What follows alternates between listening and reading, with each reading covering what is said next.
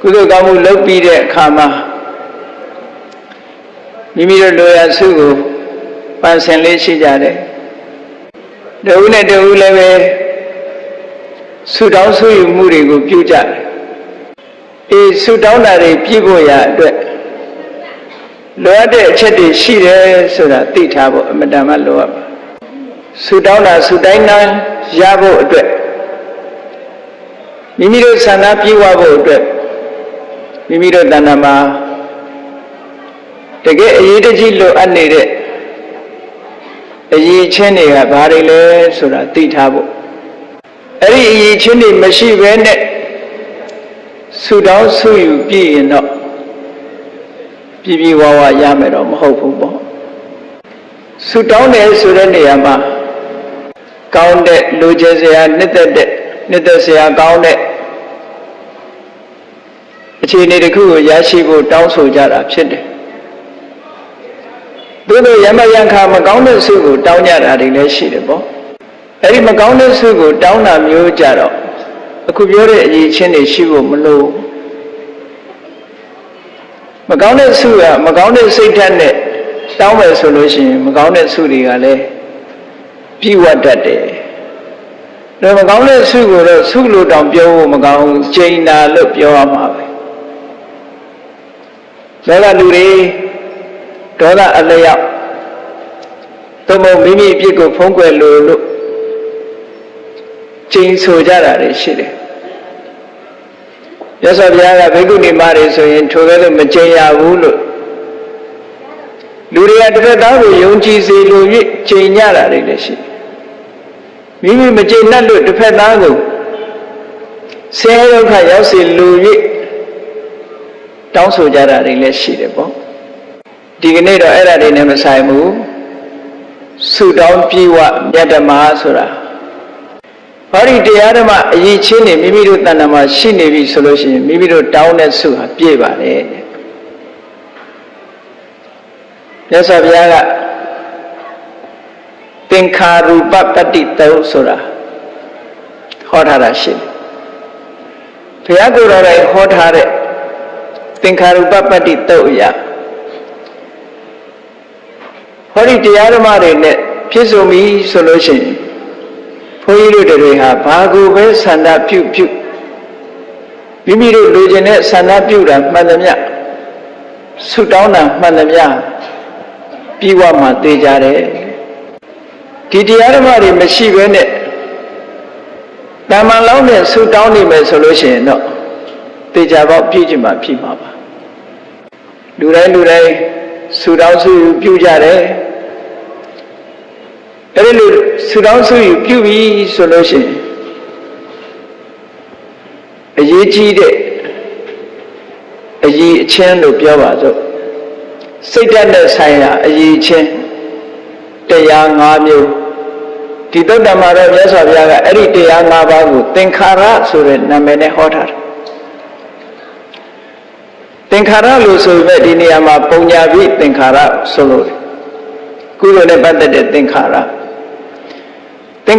ဆိုတာဖန်တီးတယ်လူကျင်တဲ့အရာကိုဖန်တီးပေးနိုင်စွမ်းရှိတယ်လို့ဒီအဓိပ္ပာယ်မျိုးဆိုသင်္ခါရဏဥပပတ္တိလူကျင်တဲ့အရာတွေကိုဖန်တီးပေးနိုင်စွမ်းရှိတဲ့တရားဓမ္မတွေကြောင့်ဖြစ်ပေါ်လာတဲ့အကျိုးတရားတွေကောင်းပြီသင်္ခါရဆိုတဲ့နာမည်နဲ့မြတ်စွာဘုရားကဆုတောင်းပြဖို့အတွက်လိုအပ်တဲ့အရေးချင်းတွေကဘယ်နှမျိုးလဲလို့ဆိုရင်၅မျိုးရှိတယ်တဲ့အဲ့ဒီတရား၅ပါးမိမိတို့တဏ္ဍာမှာရှိနေပြီဆိုရင်လိုချင်တဲ့ဆုပန်းပြည့်ကိုပြည့်တယ်ဆန္ဒရှိတဲ့အတိုင်းအဲ့ဒီတရား၅မျိုးကမိမိတို့တဏ္ဍာမှာဒီအကျိုးတရားတွေကိုဖြစ်ပေါ်စေနိုင်တယ်သင်္ခါရူပပတ္တိတုတ်မှာဒီလိုခေါ်ထားတာအထေရဆရာကြီးကဖြည့်ဆွတ်ပြီးတော့ဗာပြောထားတော့ဆိုရင်ဒီတရား၅ပါးတော့ရှိတယ်ဆုမတောင်းဘူးဆိုရင်မမြဲဘူးတဲ့မမြဲဘူးဆိုတာကိုယ့်ရဲ့ဥတည်ချက်မရှိသည့်အတွက်ကြောင့် ဒီတရား၅မျိုးရှိလို့ကိုယ်ဖြစ်ချင်တဲ့ဆန္ဒထုတ်ပေါ်မပေးဘူးဆိုလို့ရှိရင်ဟောဒီတရား၅မျိုးကတော့ကောင်းတဲ့အကျိုးတရားတွေကိုဖော်ထုတ်မှာဆိုတာတော့သိကြတယ်ဖြစ်ပေါ်စေမှာဆိုတာသိကြတယ်သို့တော့ကိုလိုချင်တဲ့အတိုင်းတော့ဖြစ်ချင်မှာဖြစ်တယ်ပေါ့ဒါကြောင့်ဒီတရား၅ပါးရှိထားတဲ့ပုဂ္ဂိုလ်တိုင်းခိုင်မာတဲ့စုတစုကိုတော့ပန်ထားတဲ့နဲ့လို့ဒီတရား၅ပါးမရှိဘဲနဲ့စုပန်နေလို့ရှိရင်လည်းပဲထိုပုဂ္ဂိုလ်တောင်းတဲ့စုဟာပြည့်ချင်မှပြည့်မှာပါဒါကြောင့်မို့စုတောင်းပြီဆိုလို့ရှိရင်မိမိတို့တဏ္ဍာမှာဒီအရေးချင်းတွေရှိမရှိသေးရင်ရှိအောင်လုပ်ပြီးစုပန်ဖို့လိုအပ်တယ်ပေါ့အဲ့ဒီအရေးချင်းတွေကဘာတွေလဲလို့ဆိုလို့ရှိရင်နံပါတ်1ကတတ္ထာနံပါတ်2ကသီလနံပါတ်3ကတုတ္တနံပါတ်4ကစာကနံပါတ်5ကပညာလူတိုင်းမှာဒီအရေးချင်းတွေဟာအမတန်မှလိုအပ်တဲ့အရေးချင်းတွေဖြစ်တယ်ဒီအရေးချင်းတွေရှိပြီဆိုလို့ရှိရင်ဒီပုဂ္ဂိုလ်ရဲ့ဆန္ဒပြည့်ဝမှသိကြတယ်တတ္ထာဆိုတာဒီစကားလုံးကမြန်မာလူမျိုးတွေနှုတ်ထဲမှာလည်းပဲတရားနဲ့ပြောနေကြတာဒီလူကတရားတရားကောင်းတယ်ဒီလူကတရားတရားမကောင်းဘူးနဲ့တရားအကြောင်းပြောနေကြတယ်ကိုယ်တဏ္ဍာမှာတတ္ထာဆိုတဲ့ဒီသဘာဝတရားဖြစ်လာရင်ဘယ်လိုအနေထားရှိသလဲဒါကိုစဉ်းစားကြည့်ထိုတတ္ထာကိုမြန်မာလိုပြန်တဲ့အခါကျတော့ယုံကြည်တယ်လို့ဒီလိုပြန်တယ်ယုံတယ်ဆိုတာဘာကိုယုံတာလဲကြည်တာဆိုတာကဘာရဲ့ကြည်လင်မှုလဲလို့ဗမာစကားတစ်လုံးစီအဓိပ္ပာယ်ခွဲပြီးတော့ကြည့်ရအောင်ဒီနေရာမှာယုံတယ်ဆိုတာကိုလုပ်တဲ့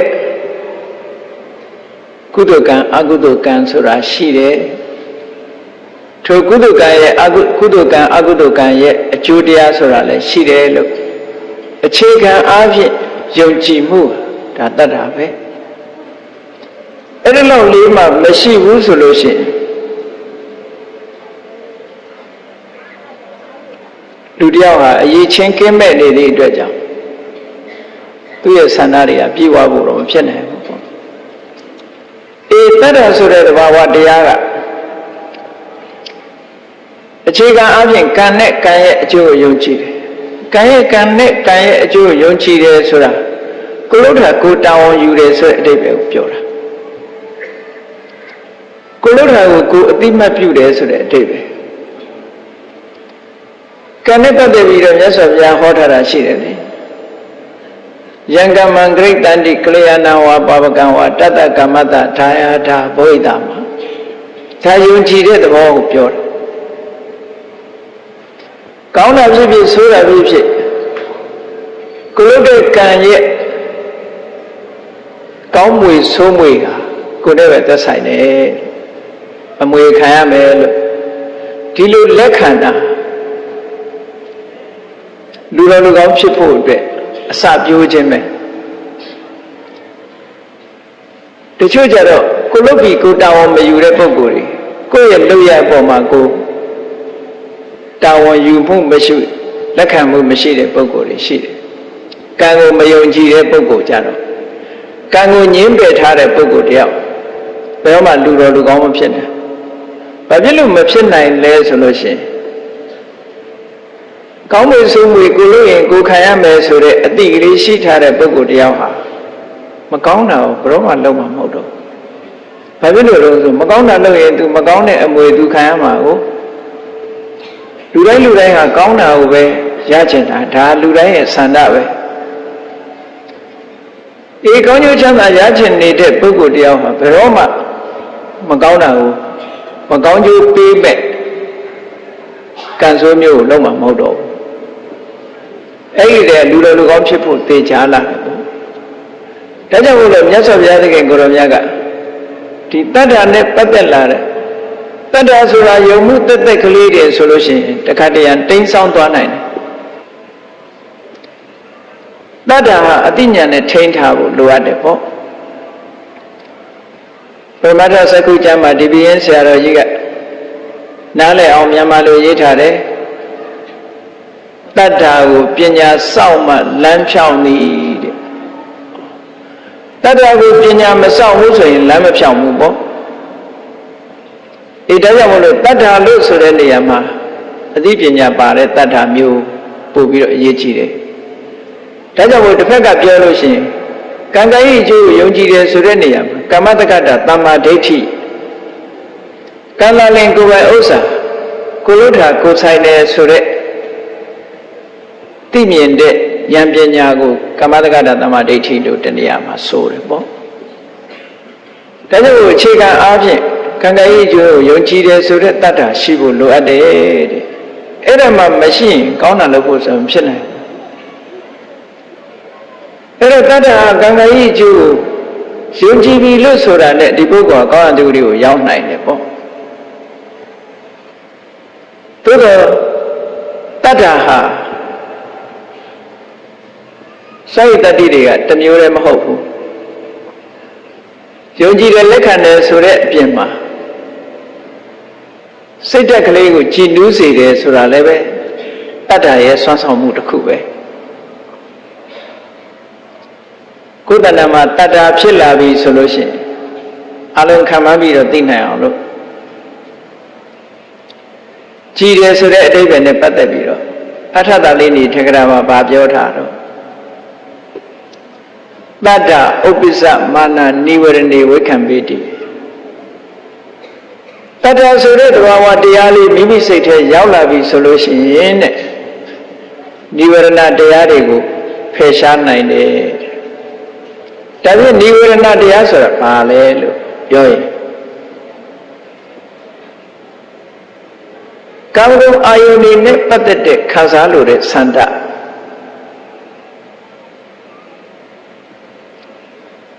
ထိုခံစားလို့တဲ့ဆန္ဒအရာဆန္ဒမပြည့်ဘူးဆိုလို့ရှိရင်ဖြစ်ပေါ်လာတဲ့ဒေါသမကျေနပ်မှုအဲ့ဒါတွေဟာနိဝရဏတရားပဲ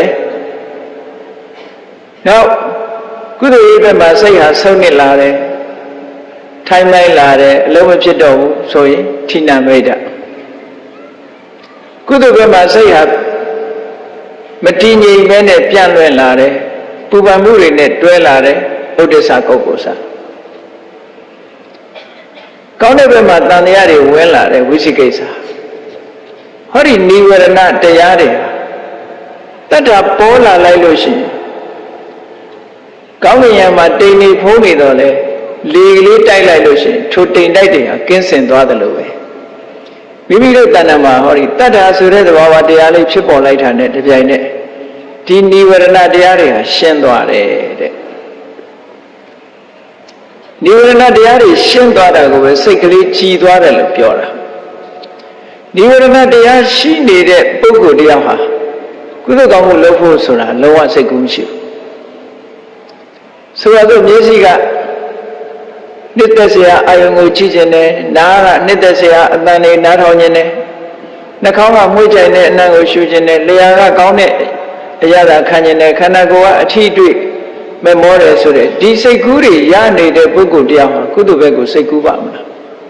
မကူဘူးကိုရထားတဲ့အာယုံပေါ်မှာမကြင်မနဲ့ဖြစ်နေတဲ့ပုဂ္ဂိုလ်တရားကရောကုသိုလ်ဘက်ကိုစိတ်ကူးပါမလားမကူဘူးအမှန်တမ်းထင်ရှားတယ်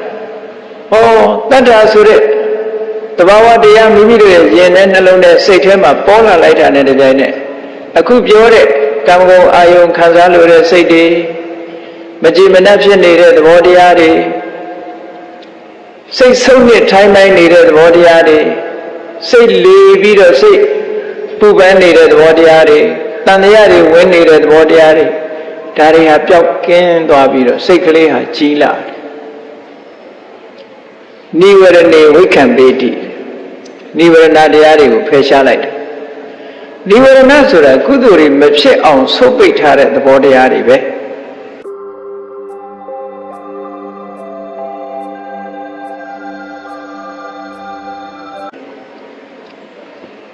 အဲ့ဒီနိဝရဏတရားလွှမ်းမိုးနေတဲ့အချိန်ကိုပြန်ဆန်းစစ်ကြည့်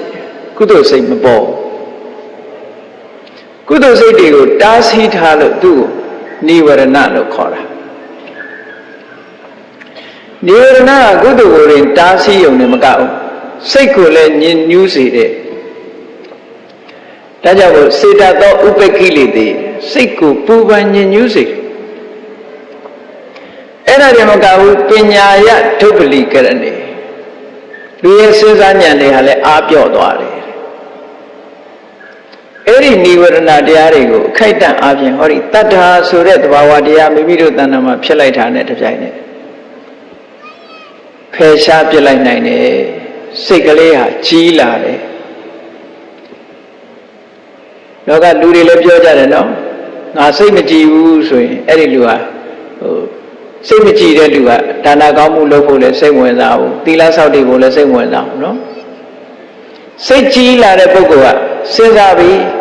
ဘာလို့ကောင်းလဲနောက်ဆုံးကအိမ်မှာရှိတဲ့ဘုရားရှင်လေးအေးတရှိလုံးမှပဲဘုရားပန်းလဲအောင်မှပဲရှည်ချမ်းကတ်လူအောင်မှပဲဒါနကောင်းမှုတစ်ခုလုံးမှပဲသီလဆောက်တည်အောင်မှပဲတရားအထောက်အောင်မှပဲဆိုတဲ့ကောင်းမြတ်တဲ့ပဲစိတ်ကူးစိတ်တန်းလေးတွေပေါ်လာတာအဲ့ဒီလိုပေါ်လာတာဘယ်သူကစွမ်းဆောင်ပေးတာတော့ဆိုအခုပြောတဲ့တတ္တာစွမ်းဆောင်ပေးလိုက်တာပဲဒါကြောင့်မို့ထပ်တလည်းဤထက္ကရာမှာသဘာဝတရားကိုရှင်းရှင်းလေးပတ္တဏိနစိတ်တေနဒါနံဒိဋ္ဌိတရားတရားလေးပေါ်လာလို့ရှိရင်နိဝရဏတရားတွေကိုဖယ်ရှားပြလိုက်တယ်စိတ်ရဲ့ပူပန်မှုတွေကိုလည်းပဲရောကျသွားစေတယ်အဲ့ဒီတော့လူရဲ့စိတ်လေးကကြီးလာတယ်ကြီးနေတဲ့စိတ်ကလေးနဲ့လူဟာဒါနလုပ်တယ်တဲ့သီလဆောက်တည်တယ်ဥပုသ်ဆောင်တယ်ကမ္မထဘာဝနာပွားတယ်အဲ့ဒီဘက်ကိုတတ္တာကဥလှည့်ပေးတာကောင်းတာတွေလုပ်ဖြစ်ဖို့အတွက်တတ္တာကဥလှည့်ပေးတယ်အဲ့တော့ဒီလိုတတ္တာဆိုတာကိုမှမိမိတဏ္ဍာမှာမရှိဘူးဆိုတဲ့ပုဂ္ဂိုလ်တယောက်ဟာဘယ်လိုလုပ်ပြီးဆူတောင်းရင်ပြည့်နိုင်မှာမလားပြည့်နိုင်ဘူးတဲ့ဟောတတ္တာဆိုတာအခြေခံအားဖြင့်အခုလိုစွမ်းဆောင်မှုတွေရှိတယ်ဒီတွေအစစ်မြင့်လာတဲ့တတ္တာကြတော့ယုံကြည်ဆုံးဖြတ်မှုဘုရားရဲ့ဂုဏ်နဲ့ပတ်သက်လာလို့ရှင်လဲယုံကြည်တယ်ဆုံးဖြတ်သိဒါကြတော့အသိဉာဏ်နဲ့ရှင်းလာတယ်ဗုဒ္ဓေအဝိစ္စပတာရမြတ်စွာဘုရားဂုဏ်တော်ကိုဉာဏ်သက်ပြီးတော့ကြီးညိုတယ်အသိဉာဏ်နဲ့တွဲဖက်ပြီးတော့ကြီးညိုတတ်တယ်ဓမ္မေအဝိစ္စပတာရတရားနဲ့ပတ်သက်ပြီးဉာဏ်သက်ကြီးညိုတယ်တန်ခေအဝိစ္စပတာရတန်ခါရဲ့ဂုဏ်ကိုအသိဉာဏ်တက်ရောက်ပြီးတော့ကြီးညိုတယ်ဆိုတယ်ဒီတတ္တကြတော့အစစ်မြင့်တဲ့တတ္တဖြစ်သွားပြီအသိဉာဏ်နဲ့ကြီးညိုတဲ့ပုဂ္ဂိုလ်နဲ့အသိဉာဏ်နဲ့မကြီးညိုတဲ့ပုဂ္ဂိုလ်ကအမတန်မှကွာခြားတယ်ဆိုပါစို့ဘုရားကိုးကွယ်တာချင်းတူအောင်ကိုးကွယ်ပုံကိုးကွယ်နေမတူဘူးမြတ်စွာဘုရားရဲ့ဂုဏ်ကိုမှတ်ပြီးတော့ဂုဏ်ကိုကြီးညိုပြီးတော့ကိုးကွယ်တဲ့ပုဂ္ဂိုလ်ရှိတယ်လို့ပဲလက်လက်ပါလိုချင်လို့ကိုးကွယ်တာလည်းရှိသေးတယ်ဒီဘုရားလေးကလာဘမှုနိဒီဘုရားလေးရောက်ကြတဲ့လက်ကောင်းတယ်ဆိုပြီးတော့ကိုးကွယ်တာမရှိဘူးလားအေးဒီဘုရားလေးကိုးကွယ်ထားလို့ရှိရင်မိဘကင်းတယ်ဆိုပြီးတော့ကိုးကွယ်တာမရှိဘူးလားဒါလက်ကောင်းလို့ကိုးကွယ်တယ်လို့ခေါ်တယ်အဲ့ဒါမျိုးကြတော့အသိဉာဏ်နဲ့ကိုးကွယ်တာဟုတ်ပါမလားဂုဏ်တော်မဟုတ်ဘူးကိုလိုချင်တဲ့လောဘနဲ့ကိုးကွယ်နေတာကိုးကွယ်ပုံချင်းမတူဘူးနော်အဝိဇ္ဇပတာရဆိုတာအဲ့ဒါမဟုတ်ဘူးမြတ်စွာဘုရားတကယ့်ကိုသီလအပြင်သမာဓိအပြင်ပညာအပြင်ဘယ်ပုဂ္ဂိုလ်နဲ့မှမတူတလောကလည်းဥညွှရဖြစ်တဲ့ဂုံရည်ချင်းတွေနဲ့ပြည့်စုံနေဆိုတဲ့ဂုံကိုသိပြီးတော့ကိုးကွယ်တာမျိုးမှာခုနကလက်လက်ပါးကြောင့်ကိုးကွယ်တယ်ဆိုလို့ရှိရင်အေးဘုရားကိုးကွယ်တဲ့တန်းနဲ့လက်မရဘူးဆိုရင်ဆက်ကိုးကွယ်ပါမလားမကိုးကွယ်ဘူးဘုရားတောင်မှတခြားပို့ရင်ပို့နေမှာတော့ကြတချို့ပြောသေးတယ်ဘုရားခိုက်တယ်ဆိုပြီးကိုမௌဒ္ဒလောက်တာတော့မသိဘူးဘုရားခိုက်တယ်နော်အဲ့ဒါမျိုးတွေဖြစ်တတ်တယ်လောကမှာဘုရားကိုးကွယ်တိုင်းတတ္တနဲ့အသိဉာဏ်နဲ့ကိုးကွယ်တာမဟုတ်ဘူးသောတာပန်ပုဂ္ဂိုလ်တွေကြတော့အခုအဝိဇ္ဇပတာရလို့ဆိုတဲ့တကယ့်ကိုအသိဉာဏ်ပါတဲ့ယုံကြည်မှုမျိုးနဲ့ယုံကြည်သွားတယ်အဲ့ဒီတတ္တကြတော့ခုနကံကံဤကျိုးယုံကြည်တာဆိုတာတဲ့အစင်းမြင့် အဲ့ဒီတတ္တမျိုးကိုစပေကျမ်းကမှာဘယ်လိုခေါ်တော့ဆိုရင်ဓတ္တနမူလိကတတ္တဓတ္တနမူလိကဆိုတာ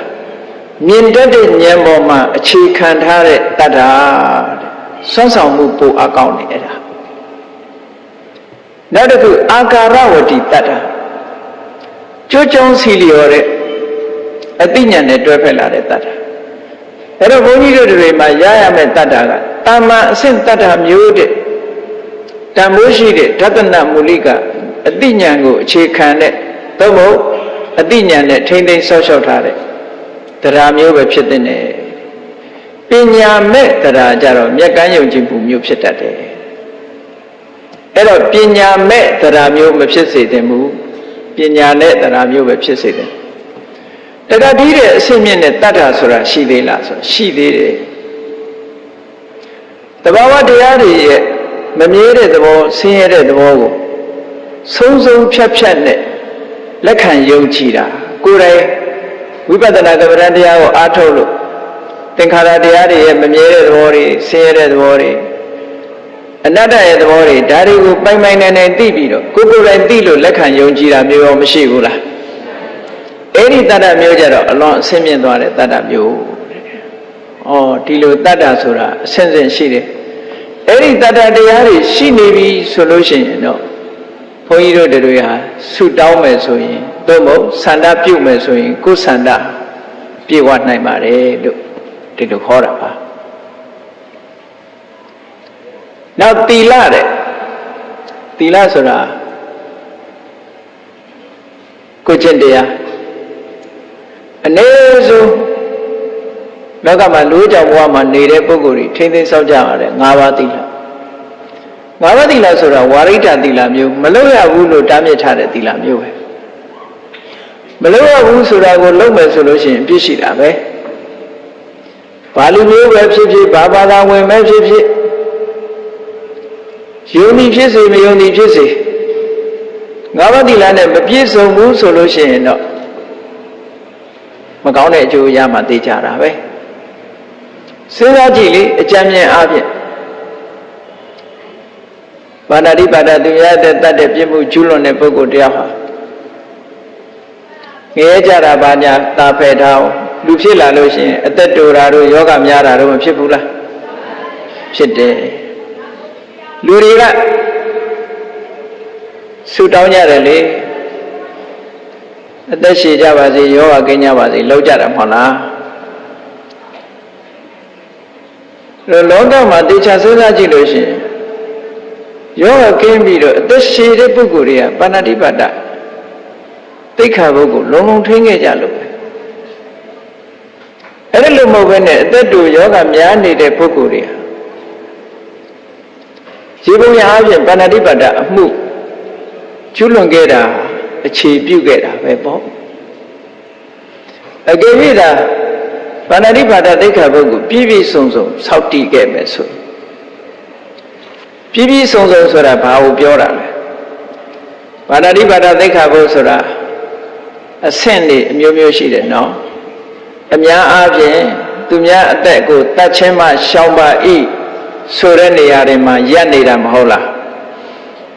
အဲ့ဒါကအစလေးပဲရှိသေးတယ်နောက်တစ်ဆင့်တည်းရမှာပါလဲ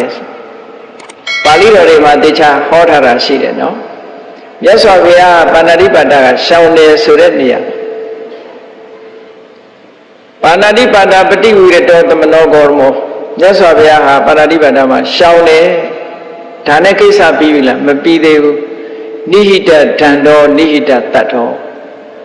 တတ္တဝါတွေကိုညှင်းဆဲတပ်ဖြတ်ဖို့ဒုတ်တို့ဘာလို့မထားဘူးတဲ့လက်နဲ့တွေမထားဘူးဒီလိုပြောတာနော်အဲ့လိုမဟုတ်ဘူးအများကတော့ပါဏာတိပါဒကရှောင်တယ်ရှောင်တော့ရှောင်တယ်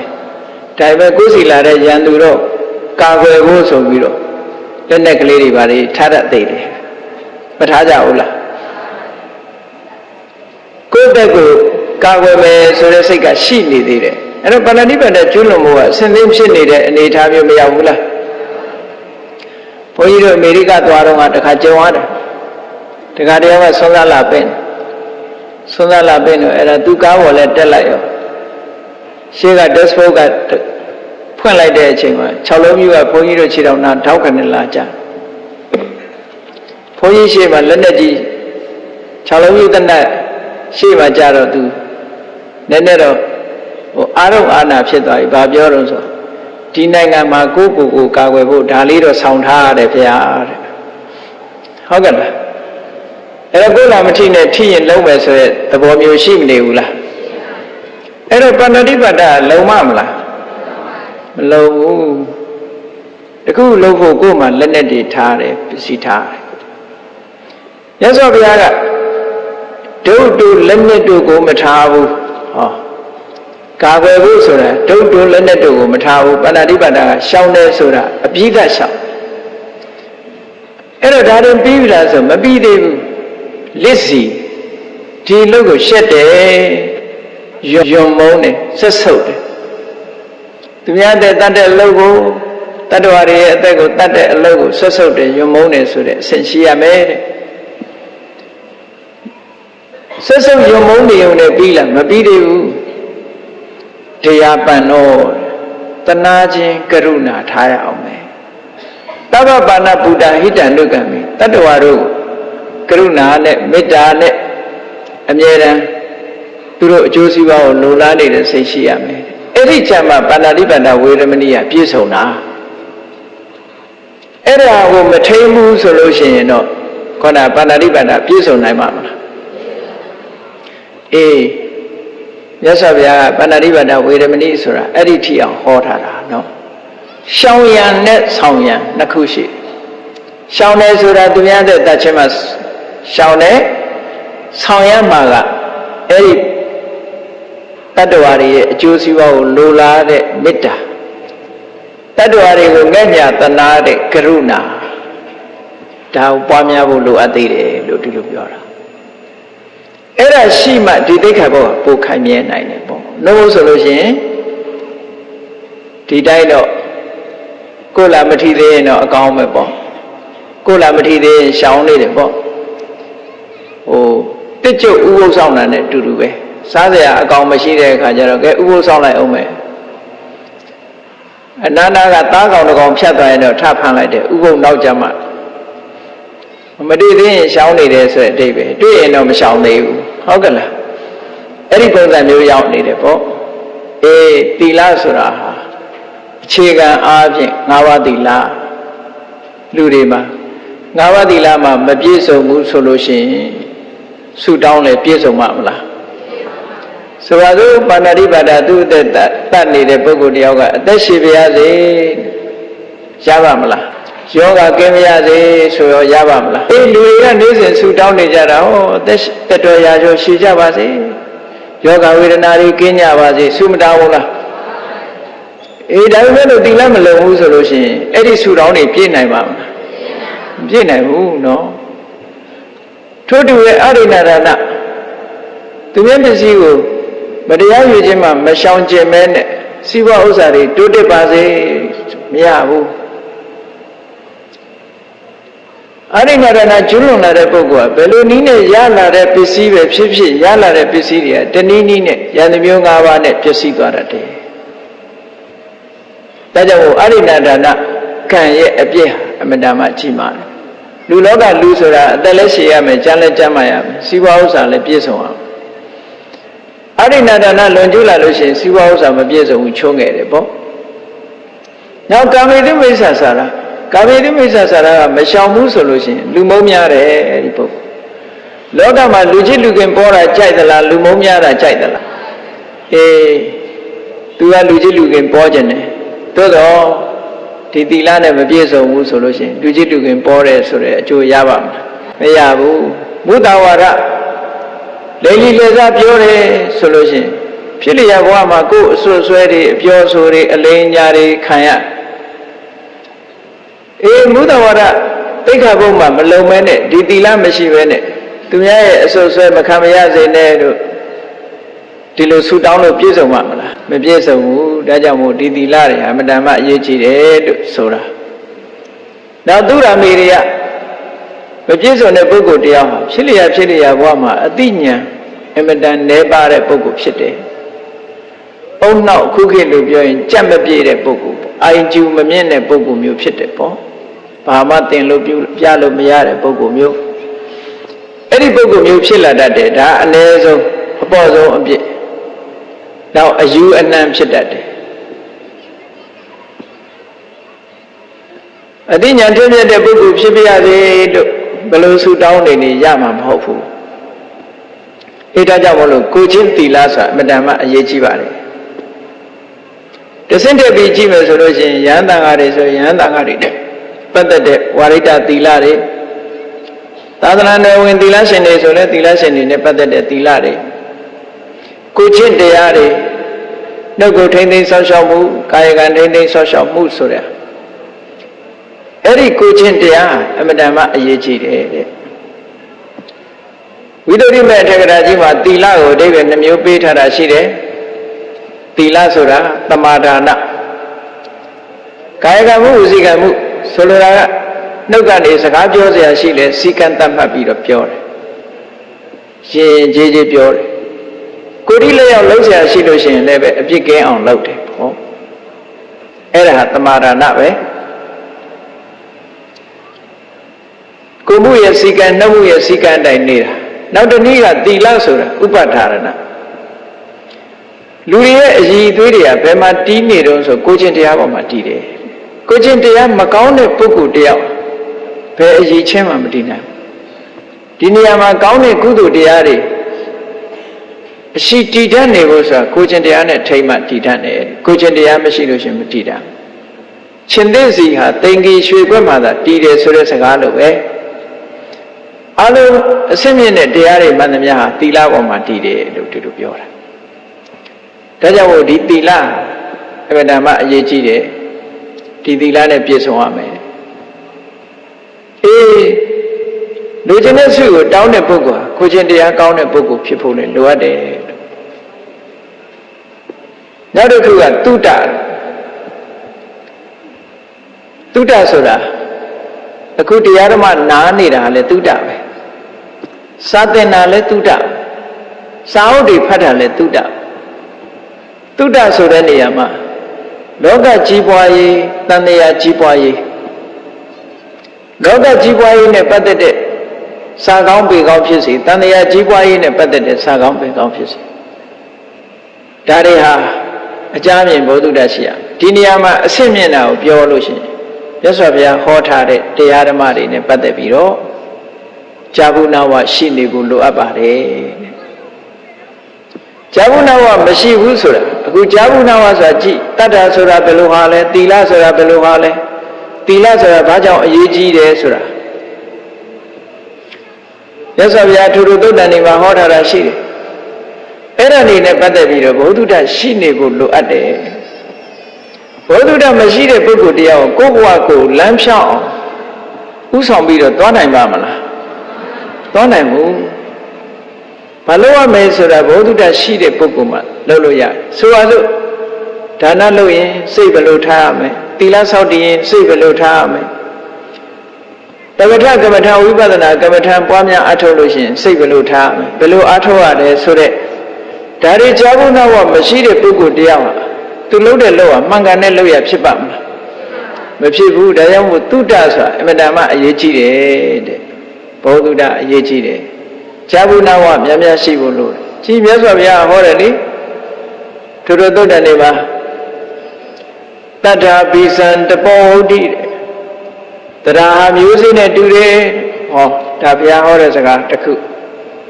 တရားမျိုးစေ့နဲ့တူတယ်စဉ်းစားကြည့်လိုက်မျိုးစေ့ဆိုတာဘာလုပ်တယ်လဲမျိုးစေ့ဆိုတာအလုံးနှစ်ခုကိုလုပ်တယ်တဲ့မျိုးစေ့လေးကဘာအလုပ်လဲဆိုရင်မျိုးစေ့လေးတစ်ခုကိုမြေကြီးထဲမှာချပြီးတော့စိုက်ကြည့်လိုက်အဲ့ဒီမျိုးစေ့လေးကအမြစ်ကလေးမဆင်းလာဘူးလားအဲ့ဒါသူ့အလုပ်တစ်ခုအပေါ်မှာရောအညောင်ကလေးတက်မလာဘူးလားဒါသူ့အလုပ်တစ်ခုဟောမျိုးစေ့လေးကအလုပ်နှစ်ခုလုပ်တယ်ထို့တူပဲတရားတရားကလည်းပဲအလုတ်ကလေးနှစ်ခုလုပ်တယ်တရားတရားရှိလာပြီဆိုလို့ရှိရင်သီလဆိုတဲ့အမြင့်သမထဝိပဿနာဆိုတဲ့အညွန့်လေးတွေတက်လာဒါမြတ်စွာဘုရားဟောတာမြတ်စွာဘုရားဟောတာကိုကြားဘူးလို့ရှိရင် တရားဆိုတဲ့မျိုးစိတို့ရှိရမှာပါလားဆိုတဲ့အသိဉာဏ်မရပဲဘူးလားအေးတဏှာမှာတတ္တိတဝိတ္တံပုရိတတ္တတိဋ္ဌံတတ္တဝါတွေရဲ့အကောင်းဆုံးဥစ္စာကတရားပဲလို့ဒီလိုခေါ်ထားတာတွေလည်းရှိဒီလိုတုတ္တမျိုးတွေမိမိတို့တဏ္ဍာမှာရှိနေဖို့လိုအပ်တယ်တဲ့အဲ့ဒီတုတ္တနဲ့ပြည့်စုံမှတောင်းတဲ့ဆုတွေလည်းပြေဝနိုင်တယ်လို့ဒီလိုခေါ်တာနော်ကောင်းပြီတုတ္တနဲ့ပတ်သက်ပြီးတော့ရှားကြံပြီးတော့ကြည့်ပြီးတော့အစစ်မြင့်တဲ့တုတ္တအခြေခံတုတ္တအခြေခံကံကံဤအကျိုးလက္ခဏာကအစနောက်ဆုံးမှာသမထဝိပဿနာကျင့်စဉ်တွေကိုကျင့်တာအဆုံးအဲ့ဒါလိုအစစ်မြင့်တဲ့တုတ္တတွေရှိမှတုတ္တမယပညာဆိုတာရလာနိုင်တယ်ပေါ့ကောင်းပြီအဲ့ဒီတုတ္တပြည့်စုံမှုဟာလည်းပဲကိုလူရင်ဆန္ဒပြေဝခြင်းအကြောင်းတစ်ခုပဲတဲ့နောက်တစ်ခုကဘာလို့ဆိုစာကဒါလည်းအမတန်အရေးကြီးတာလောကလူတွေဆိုတာကိုတယောက်တည်းခံစားခြင်းတယ်ဆိုတဲ့တကူကောင်းဆန်တဲ့စိတ်ဟာမွေးရပါလို့ဖြစ်တယ် selfish လို့ခေါ်တာပေါ့တကူကောင်းဆန်တယ်ပေါ့လူဟာကိုယ်ရေးပဲကိုယ်စဉ်းစားတယ်လို့ပြောတယ်စာကဆိုတာရှိတဲ့အခါကျတော့ကိုယ်အရေးမဟုတ်သူများအရေးပါစဉ်းစားပေးလာတတ်တယ်ကိုယ်ရေးကိုတွေးတာကမစ္စရိယအခြေခံပေါ့ကိုယ်ရေးကိုတွေးပြီးတဲ့အခါကျတော့ကိုယ့်ရဲ့အောင်မြင်မှုကိုရရှိထားတဲ့အနေထားတစ်ခုသူများကိုမရစေခြင်းဘူးဆိုတဲ့စိတ်ဓာတ်ပေါ်လာရင်အဲ့ဒါမစ္စရိယပဲဒါဟုတ်မစ္စရိယရဲ့အဓိပ္ပာယ်ကိုမာဣဒံဣစရိယံအညေတံဟောတုငါရထားတဲ့အခြေအနေမျိုးတွေသူများတွေပဲရပါစေနဲ့ဆိုတဲ့အတွေးဝင်လာတာပဲဘယ်ကအခြေပြုလို့ဆိုခုနကတကူကောင်းဆန်တဲ့အတွေးကအခြေပြုလာတာအဲ့ဒါကြောင့်မို့လို့အဲ့ဒီတကူကောင်းဆန်တဲ့အတွေးကိုအခြေခံပြီးတော့ဖြစ်လာတဲ့မစ္စရိယတရားကိုဖယ်ရှားနိုင်မှဒီပုဂ္ဂိုလ်တရားဟာလူလောကရဲ့အကျိုးပြုနိုင်တဲ့ပုဂ္ဂိုလ်ဖြစ်တယ်ကိုတယောက်တည်းကောင်းစားရေးလှုပ်တာကတော့ဘာမှမထူးလူပဲဖြစ်ဖြစ်တိရစ္ဆာန်ပဲဖြစ်ဖြစ်ကိုယ့်ဘဝယတ္တိရေးအတွက်ကိုယ့်ဘာကိုမလုပ်ကြဘူးလားအေးကိုယ့်ဘဝယတ္တိရေးအတွက်ကိုယ့်ဘာကိုရုန်းကန်နေကြတာပဲသို့သောကိုယ့်ဘဝယတ္တိရေးရုန်းကန်ရင်ကနေပြီးတော့တစ်ဖက်သားကိုကူညီလိုတဲ့စိတ်ဆိုတာအလွန်မောင်မြတ်တဲ့စိတ်ဖြစ်လာတာပေါ့အခုဒီကြသွားဆရာတော်တို့ဆိုဟုတ်လားအများချမ်းပါဘူးဆိုပြီးတော့ပြင်ပန်းခံပြီးတော့ဦးစီးဦးဆောင်လုပ်ပြီးအများချမ်းပါရေးအတွက်ဆိုပြီးတော့ဇီဝိရတနာတန်ခါဆေးရုံကြီးကိုဦးဆောင်ပြီးတော့လုပ်ပြီးဒါတွေကအလွန်မောင်မြတ်တဲ့လုပ်ငန်းတွေပဲအဲ့လိုအလွန်မောင်မြတ်တဲ့လုပ်ငန်းတွေလုပ်နိုင်တာစာကလို့ဆိုရယ်ဆုံးလွတ်မှုရှိရတယ်ပေါ့ဆုံးလွတ်မှုမရှိဘဲနဲ့ဒါတွေမလုပ်နိုင်ဘူးတဲ့အေးဒါကြောင့်လို့စာကဆိုတာအမြဲတမ်းအရေးကြီးတယ်စာကဆိုတာရှိလာပြီဆိုလို့ရှိရင်ထိုစာကဒီပတ်ဝန်းကျင်ကိုအကျိုးပြုတာဖြစ်တယ်မြတ်စွာဘုရားကစာကနဲ့ပတ်သက်ပြီးဟောထားတာ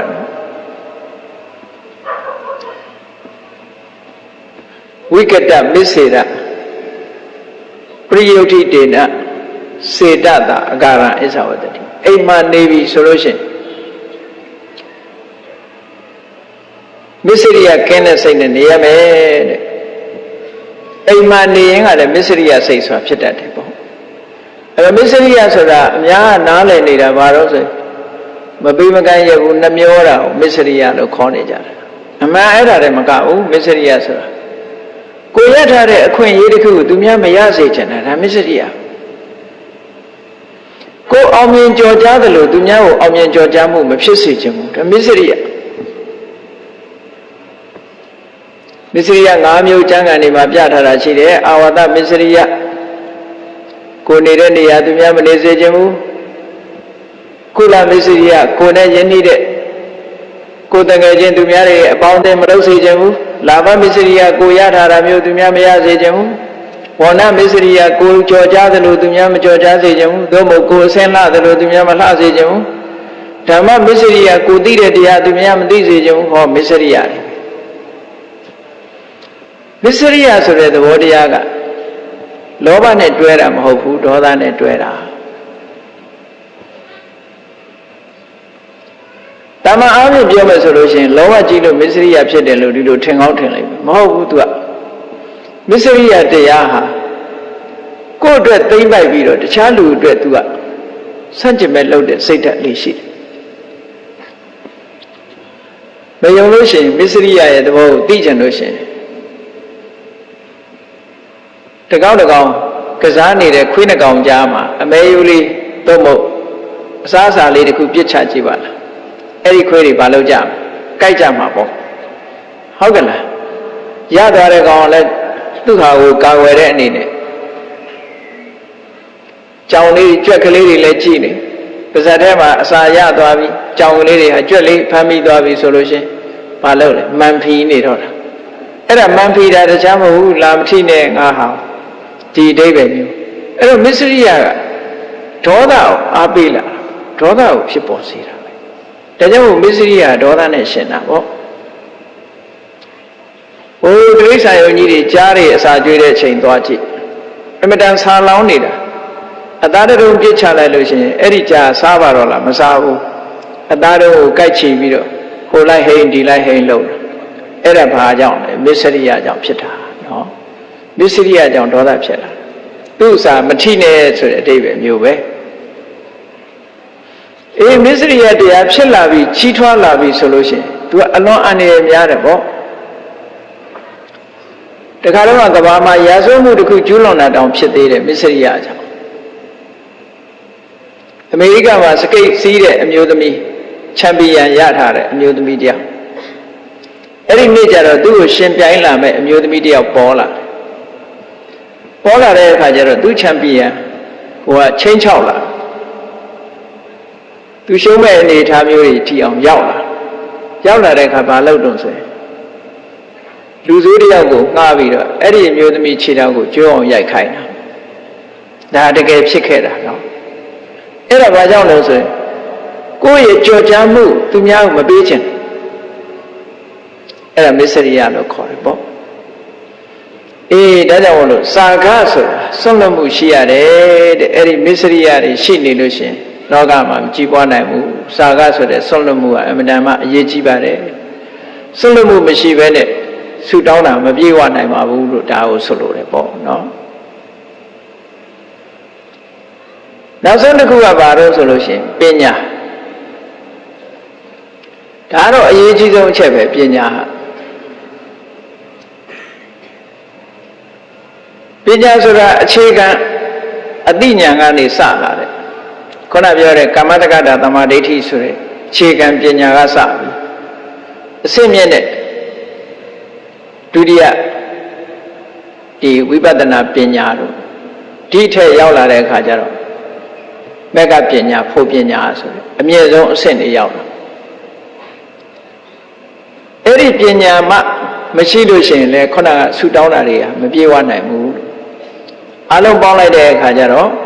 တတ္တာရဲ့သီလရဲ့သုတ္တရဲ့စာကရဲ့ပညာရဲ့ဘုန်းကြီးတို့တွေရဲ့တဏ္ဍာမှာဒီတရားတွေဟာရှိကိုရှိရဒီတရားတွေရှိမှဒီအခြေအနေကောင်းတွေမရှိဘဲနဲ့ဆူတောင်းဆူယူပြုမယ်ဆိုလို့ရှိရင်တောင်းတဲ့ဆူဟာအောင်မြင်မှုမရနိုင်ဘူးတဲ့မြတ်စွာဘုရားသင်္ခါရုပပတ္တိတုံးဧတရနဲ့လည်းပြည့်စုံပြီးသီလနဲ့လည်းပြည့်စုံတယ်သုတ္တစာကပညာတို့နဲ့လည်းပြည့်စုံပြီးဆိုတဲ့ပုဂ္ဂိုလ်တယောက်ဟာသူကြားဖို့နောက်ဝရှိတဲ့အတိုင်းသူဆူတောင်းလိုက်မယ်ဘာဖြစ်ချင်လဲဆိုတာလောကမှာလူတွေကဘာဖြစ်ချင်လဲဆိုတာအများအားရှိတယ်လေလူတိုင်းမှာလည်းပဲရှိတာပဲ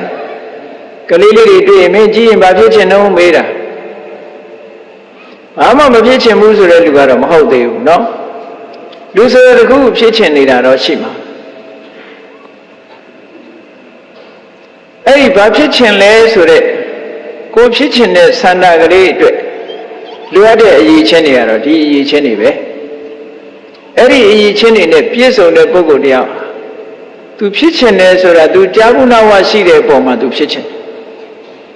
တူတယောက်ကိုအားကြပြီးတော့ဖြစ်ချင်တာလည်းရှိပဲ ဘုန်းကြီးတို့တွေငယ်ငယ်တော့ဘုရားဝင်ကြီးတွေဖတ်တဲ့အခါကျတော့ဖျားဖြစ်ခြင်းစိတ်ပေါက်ဒါပေမဲ့ပါရမီဖြည့်ရမှာကြောက်တယ်အဲ့တော့ဖျားဖြစ်ခြင်းတယ်ဆိုတဲ့စိတ်ကလေးပေါက်လာတာဩဖြစ်ခြင်းတဲ့ဆန္ဒဆိုတာတော့ပေါ်ကြတာပဲเนาะရှင်သာရိပုတ္တရာဝိတုဖတ်တဲ့အခါရှင်သာရိပုတ္တရာလိုပညာကြီးခြင်းတယ်ရှင်မောက္ကလံဝိတုဖတ်တဲ့အခါကျတော့ရှင်မောက္ကလံလိုတကူကြီးခြင်းတယ်ဒါတွေကလူရဲ့ဆန္ဒမှာကောင်းတယ်ဆိုလို့ရှိရင်ဖြစ်ချင်ကြတာတချို့များတောင်းလိုက်တာချမ်းသာတယ်ဆိုတော့ဇောတိကလိုလဲချမ်းသာခြင်းနဲ့ဇတိလလိုလဲချမ်းသာခြင်းနဲ့တယောက်တည်းပဲများလာပါပြီနော်အချို့စုတောင်းမှာမလို့ဇောတိကဇတိလပုံနာအကုန်လုံးရှိသမျှတတိတွေရဲ့ဟိုစီးစိမ်ကိုသူတယောက်တည်းနဲ့အကုန်ရခြင်းနဲ့ဆိုတော့အဲ့ဒါတော့နည်းနည်းလောဘကြီးသွားတယ်နဲ့တူတယ်ဘာဖြစ်လို့လဲဆိုဇောတိကတယောက်တည်းနေမဲ့သုံးမကုန်ပါဘူးဒီလောကမှာဖြစ်ချင်တယ်ဆိုတဲ့ဆန္ဒလေးတွေရှိကြတာပဲအေးကောင်းပြီသူကြားဘူးလားလေးနဲ့သူကဖြစ်ချင်တယ်ဖြစ်ချင်လာပြီဆိုလို့ချင်းဒီအခြေအနေတရားဓမ္မ၅မျိုးနဲ့လည်းသူပြည့်စုံတယ်ကဲကောင်းပြီမြတ်စွာဘုရားကအဲ့ဒီမှာ32မျိုးသူဖြစ်ချင်တဲ့ဆန္ဒတွေကိုဖော်ထုတ်ထားတာရှိတယ်32မျိုးဖော်ထုတ်ထားတယ်အဲ့32မျိုးကိုအကျဉ်းချုပ်ပဲပြောမယ်လူဘဝနဲ့ပတ်သက်ပြီးတော့လူထဲမှာဖြစ်ချင်စရာကောင်းတဲ့လူဘာလဲလို့ဆိုရင်နံပါတ်1ကခတ္တိယမဟာသာလတိုက်ပြည်အုပ်စိုးတဲ့မင်းမျိုးလည်းဖြစ်ရမယ်တကယ်ချမ်းသာကြွယ်ဝတဲ့ပုဂ္ဂိုလ်လည်းဖြစ်ရမယ်ဆိုလိုတာဒီဘုရင်လည်းဖြစ်မယ်ချမ်းလည်းချမ်းသာမယ်ပေါ့ဆောလမုန်ဘုရင်ကြီးတို့လိုပေါ့ရာဆိုရင်လည်းအဲ့ဒါလိုခတ္တိယမဟာသာလမင်းမျိုးလည်းဖြစ်တယ်ချမ်းလည်းချမ်းသာတယ်ဒီခတ္တိယမဟာသာလဆိုတဲ့မင်းမျိုးတွေဟာအင်မတန်မှချမ်းသာတယ်လို့ကြားဘူးတယ်ငါဖြစ်ရရင်ကောင်းမှာပဲဆိုတဲ့စိတ်ဓာတ်ကလေးကိုမွေးအဲ့ဒီစိတ်ဓာတ်ကလေးပဲအမြဲတမ်းဆွဲလန်းနေတဲ့ပုဂ္ဂိုလ်တယောက်ဟာသိလို့ရှိရင်အဲ့ဒီခတ္တိယမဟာသာလဘုံရောက်ပါတယ်တဲ့မြတ်စွာဘုရားသူဖြစ်ချင်တာဖြစ်ပါတယ်ဒီ၅မျိုးနဲ့သာပြည့်စုံလို့ရှိရင်နောက်တစ်ခုစဉ်းစားတယ်အေခတ္တိယမဟာသာလဆိုတာမင်းမျိုးဆိုတာတိုက်ပြည်အုပ်ချုပ်ရတာတွေအလုပ်ရှုပ်တယ်ပေါ့ဒီတဲ့ငြိမ်းချမ်းတာသူစဉ်းစားလိုက်တယ်ဗြဟ္မဏမဟာသာလမင်းရဲ့ဆရာလုပ်ပြီးတော့ချမ်းသာကြွယ်ဝတဲ့ပုံနာမျိုးဖြစ်ရရင်ကောင်းမှာပဲလို့စိတ်ဆန္ဒရှိလို့ရှိရင်လေအဲ့ဒီစိတ်ဆန္ဒနဲ့ပတ်သက်လာတဲ့ဟောဒီတရား၅ပါးနဲ့ပတ်သက်လာတဲ့စွမ်းဆောင်ချက်တွေဟာဆန္ဒပြုချက်တွေဟာအလုံးပြည့်ဝတယ်လို့မြတ်စွာဘုရားဟောတာဒါနံပါတ်1နံပါတ်2နံပါတ်3ကြတော့ခါပတိမာသာလတာမန်အယတ္တုယသားတွေကချမ်းသာကြွယ်ဝတဲ့ပုဂ္ဂိုလ်ဖြစ်ခြင်းတယ်ဖြစ်ခြင်းတယ်ဆိုတဲ့စိတ်ဆန္ဒတွေအမြဲတမ်းဆွဲဆွဲမြဲမြဲရှိနေသည့်အတွက်ကြောင့်တည်တဲ့အခါကျတော့ခါပတိမာသာလဖြစ်တယ်ဒါလူဘဝမှာဒါကိုမျက်စိအောက်မှာမြင်နိုင်တဲ့အရာတွေကိုဆုတောင်းဆုယူပြုတာဒီတရား၅ပါးနဲ့သာပြည့်စုံပြီဆိုလို့ရှိရင်အဲ့ဒီဆုတောင်းတာတွေကပြေဝနိုင်တယ်ကဲတချို့ကြတော့အတန်ကြားနဲ့ဆုတောင်းတာရှိသေးတယ်သူကကြားဘူးတယ်စတုမာရနတ်ဘုံဆိုတာအသက်လည်းရှိတယ်ရိုးစင်းအင်္ဂါလည်းလှပကြတယ်ချမ်းသာဒုက္ခလည်းအမတန်မှများတယ်ငါအဲ့ဒီဘုံဖြစ်ချင်လိုက်တာဆိုတဲ့စိတ်ကလေးရှိလို့ရှိရင်မြတ်စွာဘုရားကဟောဒီတရား၅မျိုးသာပြည့်စုံတဲ့ဟောစတုမာရဘုံရောက်တော့ဒီတိုင်းပဲသူကမြတ်စွာဘုရားကစတုမာရပြီးတော့တာဝရိန္ဒာယာမအဲ့လိုဒီတုတ်တံမှာလက်ပြ6ထပ်ကိုတစ်ခုစီဟောသွားတယ်ဒီစွန့်ရင်တတိပြည့်တဲ့ဓမ္မတရား၅မျိုးနဲ့ပြည့်စုံပြီဆိုရင်သူဆုတောင်းတာတွေကုန်ရပါတယ်နောက်ဗြဟ္မာကြတော့မြတ်စွာဘုရားကသဟတဆိုတဲ့ဗြဟ္မာကစပြီးတော့ဟောတယ်စัจ java လာ1000ကိုအလင်းဆောင်နိုင်တဲ့ဗြဟ္မာကြီးကိုသဟတဗြဟ္မာလို့ခေါ်တယ်စัจ java လာ1000ကိုအလင်းဆောင်တဲ့ဗြဟ္မာကြီးစัจ java လာ1000ကိုမြင်နိုင်တဲ့ဗြဟ္မာကြီးအဲ့ဒီဗြဟ္မာကြီးကိုသဟတဗြဟ္မာသဟတဗြဟ္မာဆိုတာတကူအမတန်ကြီးတယ်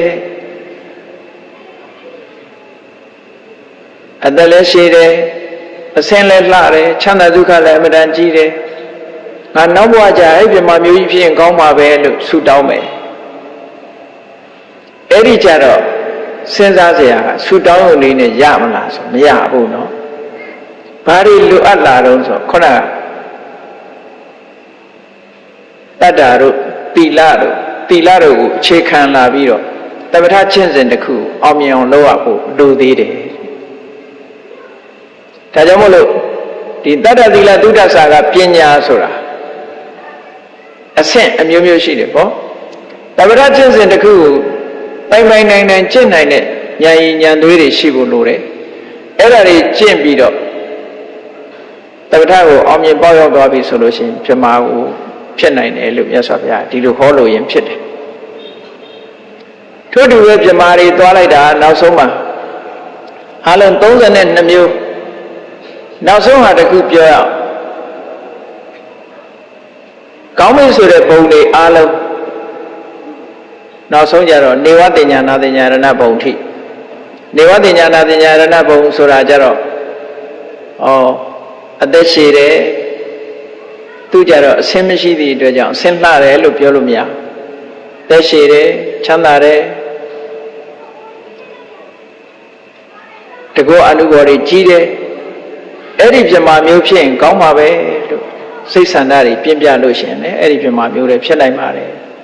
စိတ်ဆန္ဒပြင်းပြအယုံတက်တက်နဲ့တော့မဖြစ်ဘူးခုနကပြောသလိုတပဋ္ဌကျင့်စဉ်တစ်ခုအောင်မြင်ပေါ်ရအောင်လုပ်ရအောင်မယ်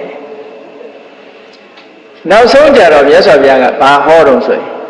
အခုပြောတဲ့တတ္တသီလသုဒ္ဓဆာကပညာဆိုတဲ့ဒီအည်အသွေးတွေနဲ့ပြည့်စုံတဲ့ပုဂ္ဂိုလ်တယောက်ဟာတဲ့အာသောကင်းကွာယဟန္တာစိတ်လေးကလည်းလုံးဝလွတ်သွားပြီပညာလည်းအတွေ့အတာတွေကနေအလုံးလွတ်သွားပြီကိရိတာဆိုတဲ့အနှောက်အယှက်တွေကအလုံးလုံးသွားတဲ့စေတောဝိမု ക്തി ပညာဝိမု ക്തി စိတ်ဓာတ်ကလည်းကိလေသာတွေကလွတ်သွားတယ်ပညာလည်းကိလေသာတွေကလွတ်သွားပြီးတော့အာသောကင်းတဲ့ယဟန္တာဖြစ်ရရင်ကောင်းပါပဲဆိုလို့ရှိရင်လေဟောဒီအခြေခံတရား၅မျိုးရှိတဲ့ပုဂ္ဂိုလ်ဟာဝိပဿနာကျင့်စဉ်တစ်ခုကိုကျင့်သွားပြီးတော့နောက်ဆုံးမှာယဟန္တာအဖြစ်ကိုလည်းရောက်နိုင်ပါတယ်လို့မြတ်စွာဘုရားဒီသုတ္တမှာဒီလိုခေါ်ထားတာအဲ့ဒီပုဂ္ဂိုလ်ကြတော့သူကျင့်ထားတဲ့တတ္တသီလသုဒ္ဓဆာကပညာဆိုတာဟာလောကထွမြောက်မှုကိုဥတည်ထားတာဖြစ်သည့်အတွက်ကြောင့်တည်သွားတဲ့နောက်ပုံမှာဘယ်ဘုံမှမဖြစ်တော့နကတ္ထစီဥပပစ္စတိဘယ်ဘုံမှမဖြစ်တော့ဘယ်ဘုံမှမဖြစ်တော့ဘူးဆိုတာနိဗ္ဗာန်ပေါ့နိဗ္ဗာန်ထိအောင်မျက်မှောက်ပြုနိုင်တယ်လို့ဘုန်းကြီးတို့တရားချက်ကသူတော်စင်ပြိဿတို့ကုသိုလ်ကောင်းမှုလုပ်ပြီးတဲ့အခါကျတော့ဤကောင်းမှုကြောင့်နိဗ္ဗာန်ကိုမျက်မှောက်ပြုရပါလို့ဒီလိုဆုတောင်းနေရှိကြတယ်ပေါ့ဆုတောင်းပြီဆိုလို့ရှိရင်တကယ်ရှိရမယ့်အည်အသွေးတွေရှိဖို့လိုအပ်တယ်ဒါကြောင့်မို့အာသောကင်းကွာယန္တာဖြစ်ဖို့ဆိုတဲ့နေရာကြတော့ဘာတွေကိုမြင့်ပေးရမလဲဆိုရင်အရေးကြီးဆုံးကခုနနောက်ဆုံးပညာဆိုတာကိုမြင့်ဖို့လိုတယ်သူလည်းပညာရှိရမှာပဲတတ္တသီလသုဒ္ဓဆာကဆိုတဲ့အခြေခံတွေရှိရမယ်အခြေခံရှိပြီးတဲ့အခါကျတော့ပညာသူကြတော့အဓိပ္ပာယ်လေးတွေပြောင်းလာမယ်ပေါ့သီလဆိုတာသမုစေတပဟံနဲ့တတ္တဆိုတာလည်းခုနကကံကံဤအကျိုးကိုယုံကြည်တယ်ဆိုတဲ့အဆင့်မဟုတ်တော့ဘူးသဘာဝတရားတွေရဲ့မမြဲတဲ့သဘောတွေကိုဆုံးဆုံးဖြတ်ဖြတ်ယုံကြည်တယ်ဆိုတဲ့အဆင့်တတ္တအဆင့်မြင့်ရောက်သွားသီလဆိုတာကြတော့လည်းပဲလုံးဝကျွမ်းမှုမရှိတော့တဲ့သမုစေတပဟံနဲ့လုံးဝပယ်ထားတဲ့ဒုစရိုက်တွေကိုဖယ်ရှားနိုင်တဲ့စွမ်းရည်တတ္တိရှိတဲ့လောကုတ္တရာသီလမျိုးတုဒ္ဒဆိုတာလည်းတကယ်အဆင့်မြင့်တဲ့တရားဓမ္မကိုသိတဲ့တုဒ္ဒမျိုးစာကဆိုတာကြတော့ကြည့်လောဘကိုဆွန့်လွတ်နိုင်တယ်ဒေါသကိုဆွန့်လွတ်နိုင်တယ်မောဟကိုဆွန့်လွတ်နိုင်တယ်ကိရိတာအသောတွေအလုံးကိုဆွန့်လွတ်နိုင်တယ်ဆိုတဲ့စာကမျိုးပညာကြတော့ဘယ်လိုအဆင့်တန်းမြင့်သွားတော့ဆိုမြတ်စွာဘုရားကအဆင့်အမြင့်ဆုံးပညာကိုဟောလို့ရှိရင်ဥဒိယထဂာမိနိယပညာယသဘာဝတရားတွေရဲ့ဖြစ်မှုပြက်မှုသင်္ခါရတရားတွေရဲ့ဖြစ်မှုပြက်မှုကိုရှုမြင်နိုင်တဲ့ပညာအရိယာယအလွန်အလွန်မြင့်မြတ်ပြီးတော့ဒိဋ္ဌိဓိကကိလေသာတွေကိုဖောက်ခွဲနိုင်တဲ့ကိလေသာတွေကိုဖျက်ဆီးပြစ်နိုင်တဲ့ပညာမျိုးတဲ့အဲ့ဒီပညာမျိုးရပြီဆိုတဲ့ပုဂ္ဂိုလ်တယောက်ဟာသူ့ရဲ့ဆန္ဒကိလေသာအသောတွေကုန်ကျင်ပါတယ်ဆိုတဲ့ဒီဆန္ဒလုံးဝပြည့်စုံသွားနိုင်ပါတယ်။ဩ ဒါကြောင့်မို့တကယ်ချုံးကြည့်လိုက်တဲ့အခါကျတော့မိမိတို့ရဲ့အဆင့်အတန်းလိုက်ပဲကိုယ့်ရဲ့တတ္တာကိုယ့်ရဲ့သီလကိုယ့်ရဲ့တုဒ္ဒကိုယ့်ရဲ့စာကကိုယ့်ရဲ့ပညာဟာဘယ်အဆင့်မှရှိတယ်လဲအဆင့်နှိမ့်တဲ့ဘက်မှာရှိရင်သူဆုတောင်းတာအဆင့်နှိမ့်တဲ့နေရာပဲရမယ်အဆင့်အလယ်အလတ်မှာဆိုလို့ရှိရင်အလယ်အလတ်ပဲရမယ်အဆင့်အမြင့်ဆုံးဆိုလို့ရှိရင်အမြင့်ဆုံးဖြစ်တဲ့ခုပြောတဲ့အသောကင်းกว่าယဟန္တာဆိုတဲ့အဖြစ်မျိုးထီအောင်ရနိုင်ပါတယ်သင်္ခါရုပ္ပပတ္တိတုတ်ရမြတ်စွာဘုရားထိုသုတ်တံမှာဒီလိုဟောထားတာရှိပါတယ်ဒါကြောင့်မို့တရားချစ်ခင်သူတော်စင်ပြိဿပေါင်းတို့ဆုတောင်းနေကြတဲ့အခါမှာဆုတောင်းပြေဝဖို့အတွက်ဟောဒီမြတ်ဓမ္မတွေဟာမိမိတို့တဏ္ဍာမှာအမြဲတမ်းအရေးကြီးတယ်ဆိုတာဆုတောင်းဖို့တဲ့ဒီတရားတွေရှိဖို့ကပို့ပြီးတော့အရေးကြီးတယ်ဒီတရားတွေကိုယ်တဏ္ဍာမှာရှိရလားရှိလာလို့ရှိရင်အဆင့်တဖြည်းဖြည်းတစတဲ့တစတို့အဆင့်အမြင့်ဆုံးရောက်အောင်ကြိုးစားကြရမှာလို့ကိုယ်စီသဘောကျပြီးတော့ဆုတောင်းပြေဝမြတ်ဓမ္မတို့ကိုမိမိတို့တဏ္ဍာမှာ